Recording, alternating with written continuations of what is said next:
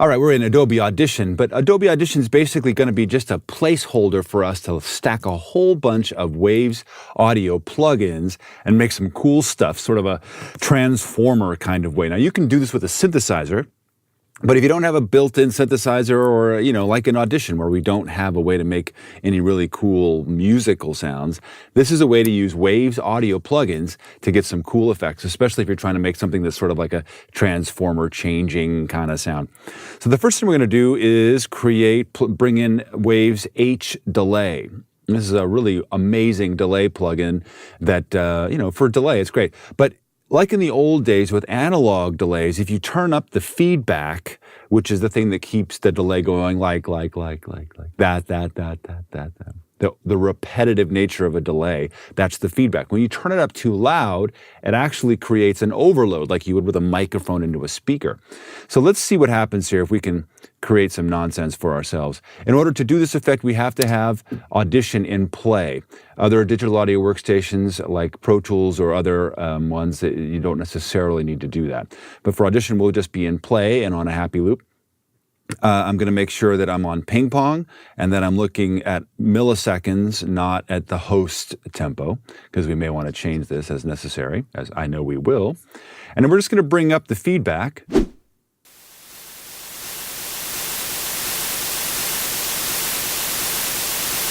And that's just the noise of the delay feeding back on itself at about 1/3 of a second. Da, da, da, da, da, da. But if we bring the delay down, you're going to hear something really interesting. Make the delays very much shorter.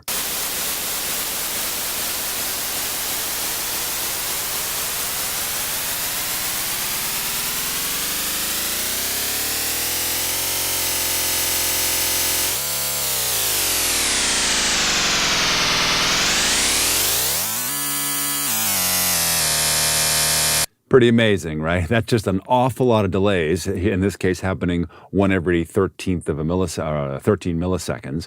And check it out.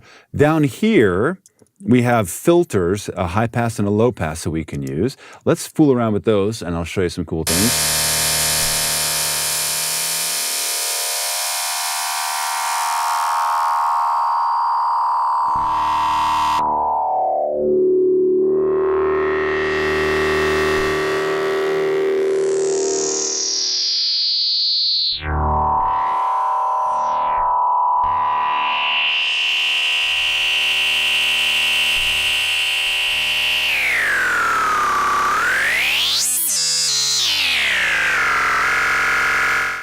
And you can immediately start getting all kinds of cool digital delays that if you were to build a library of for yourself, you could chop it up and do all kinds of fun things. But let's add another layer to this. I'm going to use a distortion plugin, and it's not really supposed to be a distortion plugin, but we're going to use it as such. I'm going to bring up the J37 Tape Emulator, and we're going to overdrive the snot out of this tape emulation. So let's turn up the feedback once again. And what's happening is we're just overdriving, the input of the tape machine here. Pretty good. Let's see. And we can try different tape speeds, like 15 inches per second or 7.5. Let me turn it on.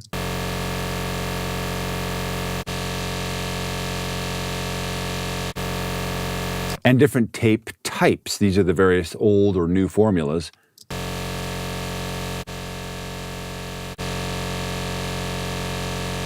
And the different biases. How loud can we crush the tape?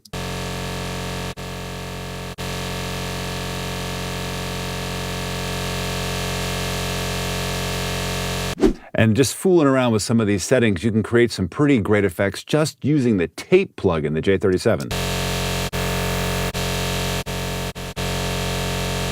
Now we're going to add the kind of that kind of modulation effect. So let's turn on, this is the Waves Metafilter, and this is the LFO section, the low frequency oscillator that's going to make kind of this oscillation sound. We can choose triangle wave, sawtooth wave, sine wave, but we want that ka kind of sound, so we want to use a sawtooth wave. This is how fast it's going to go. And this is how much of it we're going to use on this low pass filter setting. So let's turn this on.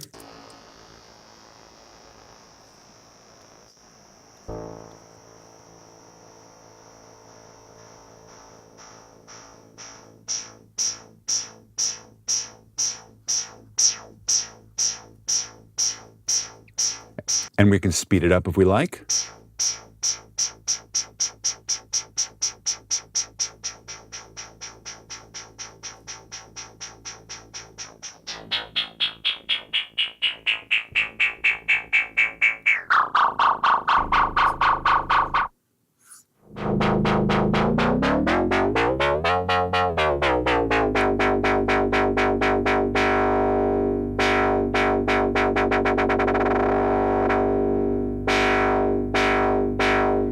Pretty useful thing. And because even though it's stereo, it needs probably a little bit of extra oscillation to make it super cool. So we're going to use the Waves Metafilter, which is a pretty easy plugin to use.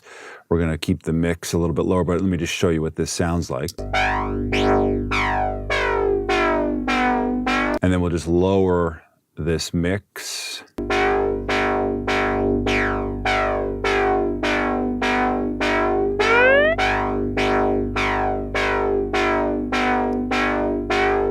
Now, with these parameters all kind of plugged into this nice chain, we can alter the delay, the H delay, and create some amazing sounds, and then automate the rate so that we can get at anything that we want.